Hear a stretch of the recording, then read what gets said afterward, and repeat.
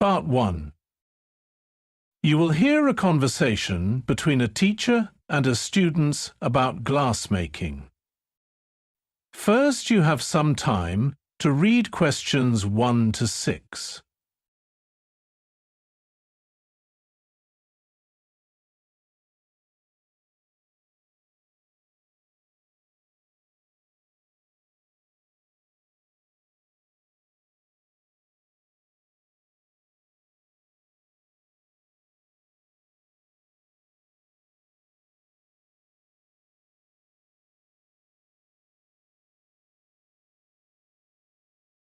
Now listen carefully and answer questions 1 to 6.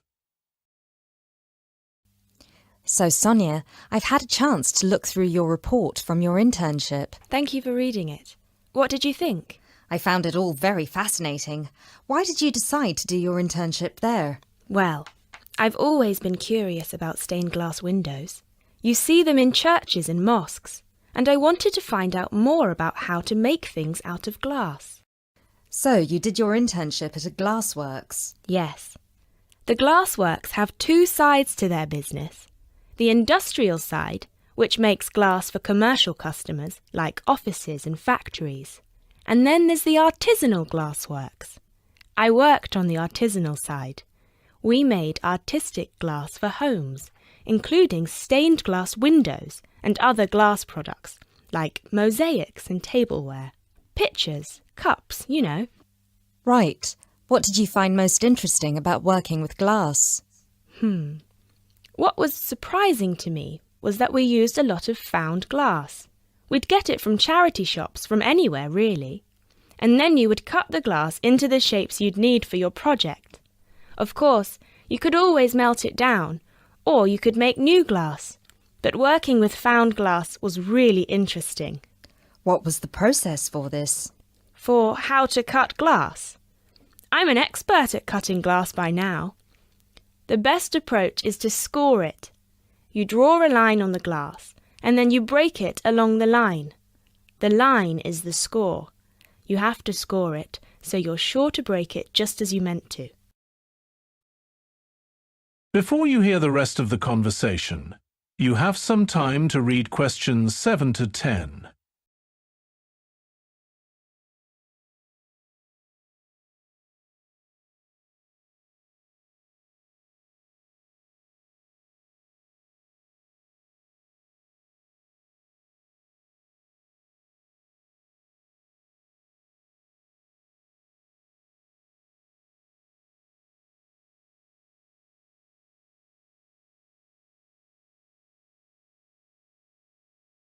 Now listen carefully and answer questions 7 to 10.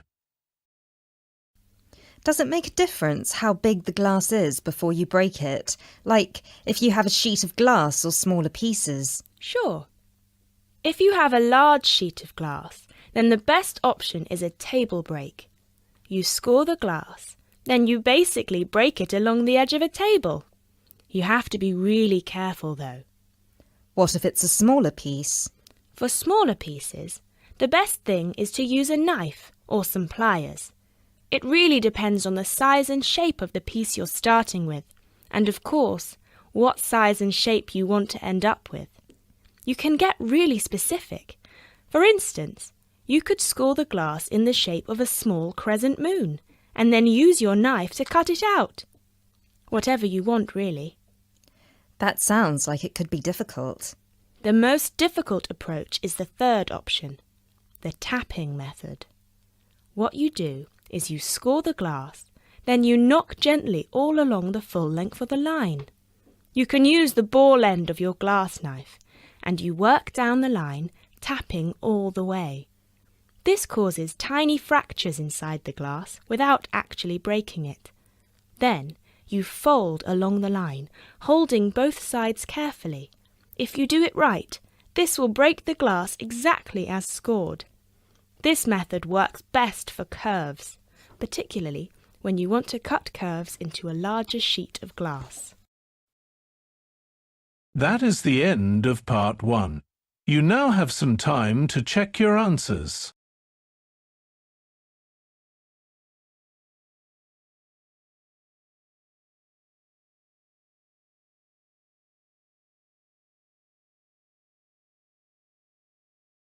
Now turn to Part 2. Part 2. You will hear part of a radio broadcast about cooking a traditional recipe. First, you have some time to read questions 11 to 20.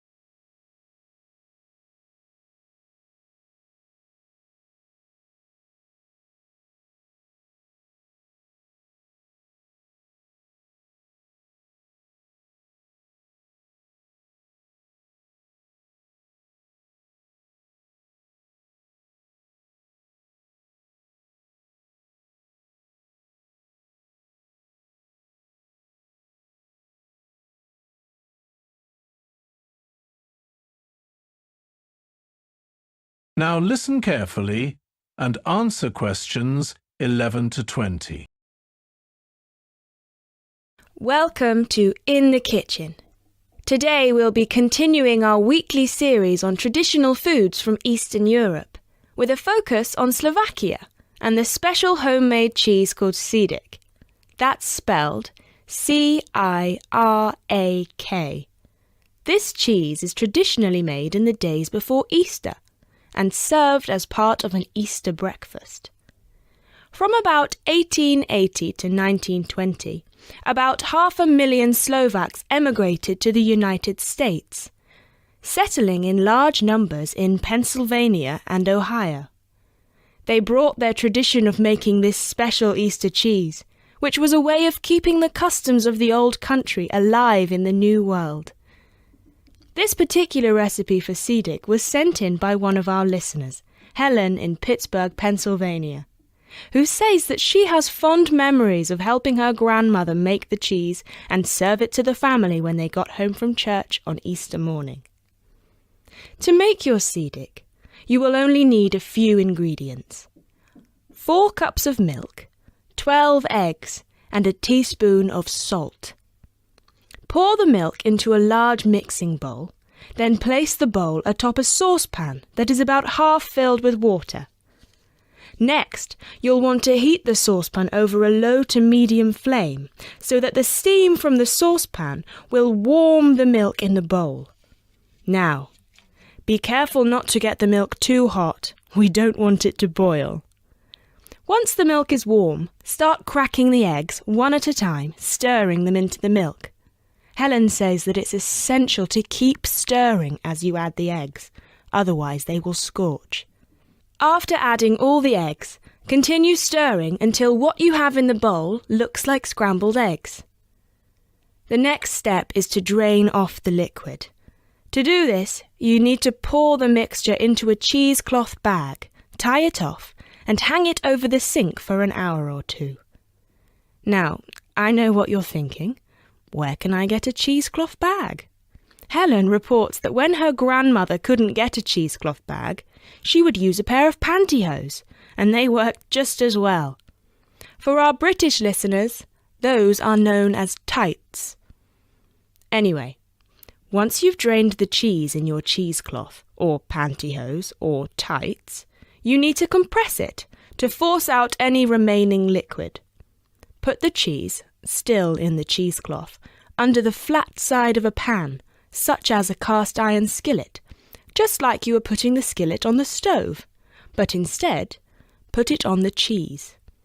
Put a cooling rack on top of the skillet, and place something heavy on top of the cooling rack. Helen recommends using several heavy cans on top of the cooling rack. This will distribute the weight onto the skillet, and the skillet will press the last of the liquid out of the cheese. After 2 hours, you can remove the weight, the skillet, and the cheesecloth. You will need to refrigerate the cheese overnight before it is ready to eat. You'll want to slice your Slovak cheese and serve it with horseradish sauce for an authentic and very traditional Easter treat. That is the end of part 2. You now have some time to check your answers.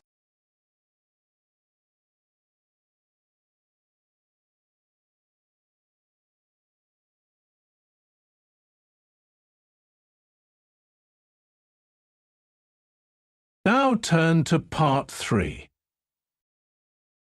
Part 3. You will hear a conversation between a student advisor and 2 students, Wilson and Grace. First, you have some time to read questions 21 to 26.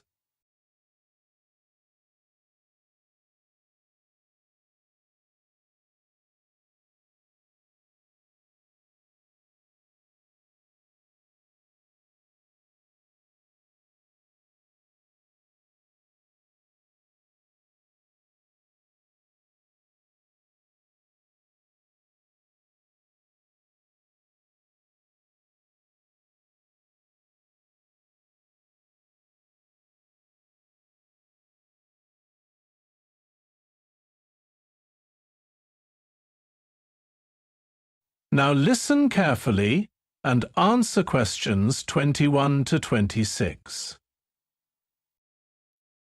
Thanks for coming along, Grace and Wilson. My name's John Gray, and I'm one of the study support advisors.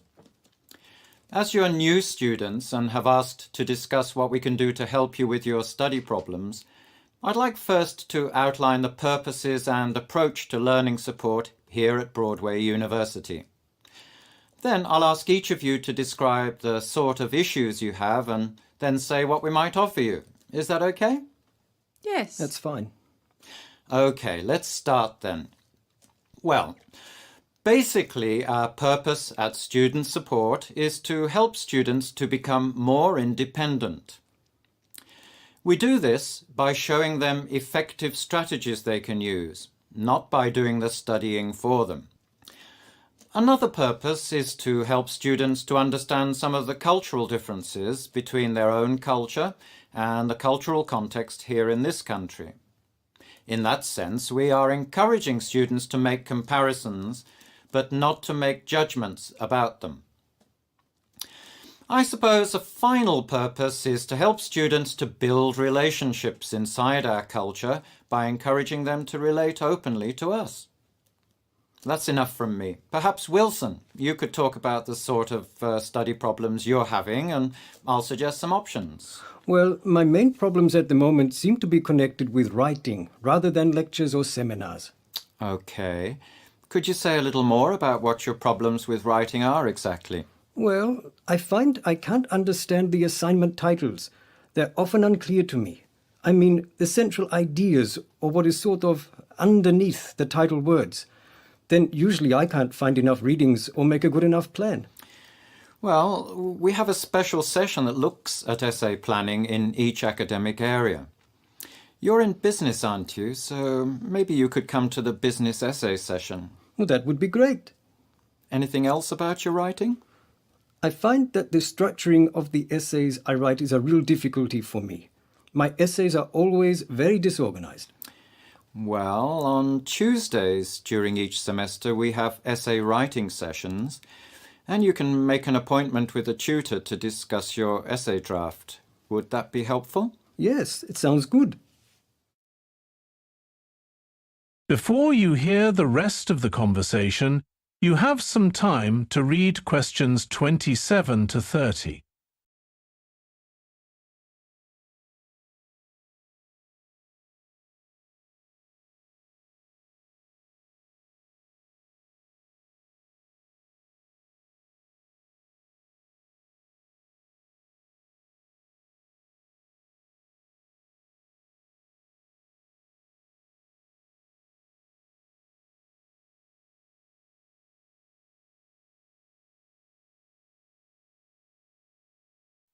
Now listen carefully and answer questions 27 to 30. What about you, Grace? Well, my problems are a bit different. I'm having great difficulty following the lectures in my nursing course. The lecturers seem to come from different countries, and they talk really fast. and are not always very clear. I can't keep up. And I end up with very poor lecture notes. Have you tried recording the lectures? Yes, but I still can't understand them. It just wastes time. Well, you might try talking to your course coordinator to see if some of the lecture notes are in PowerPoint form, or whether the lecturers have notes they can give you. Or you might ask one of the local students to let you look at their notes and discuss the lecture with you. I'd be a bit embarrassed to ask the lecturer. Well, one of our support staff can contact the lecturer for you if you like, to start with. Oh, okay, thank you. Anything else that's a problem? Well, this isn't really a study problem, but I'm finding that I'm not sleeping well. I'm sorry to hear that. Is there something you're worried about? I'm worried about the course. There's too much information to deal with. Also, I had an email from my parents recently saying that my grandmother's not well, and I'm worried about her. I feel I should go back to be with her. Sounds as though you need to talk to someone who can listen in more detail to this situation. We have some really good counsellors from different cultural backgrounds. I know you might not feel comfortable about this, but I could help you make a time today if you like. I'm not sure. It's all rather new. Okay. Why don't you think about it and come back to see me again this afternoon? Okay, thanks. I'm so sorry to be a problem to you. You're not a problem at all, Grace. We're here to help. That is the end of part 3. You now have some time to check your answers.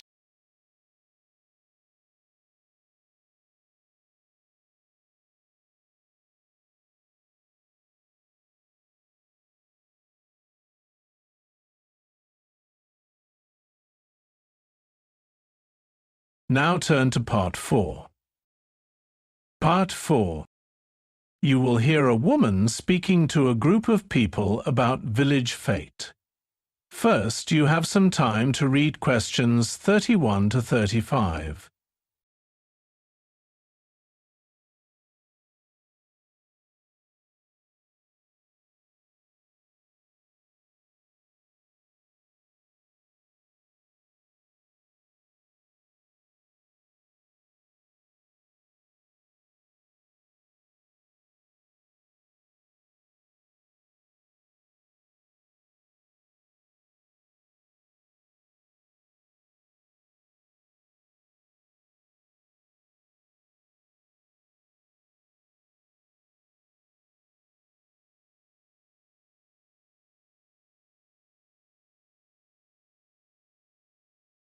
Now listen carefully and answer questions 31 to 35. Thanks everyone for coming out tonight, despite it being so bright and pleasant out. And thank you for offering to help with running our village fete. We're only 3 days away from this year's fete, and hopefully the weather on the big day, Saturday the 19th, will be just as good as today. Currently, the forecast is calling for 22 degrees and plenty of sunshine. Let's hope that holds true. This year's village fete is in aid of repairing the roof in the village hall. We need to raise a total of £4,000 to pay for the roof repairs. That's our overall target. Last year, we sold 400 tickets for adults at £5 each, plus 300 discounted tickets for children, students and pensioners at £2.50 each. That comes to a total of £2,750 from ticket sales alone. Assuming similar figures this year, we'll need to bring in a minimum of £1,250 from the games and food sales to hit our overall target. Before you hear the rest of the conversation, you have some time to read questions 36 to 40.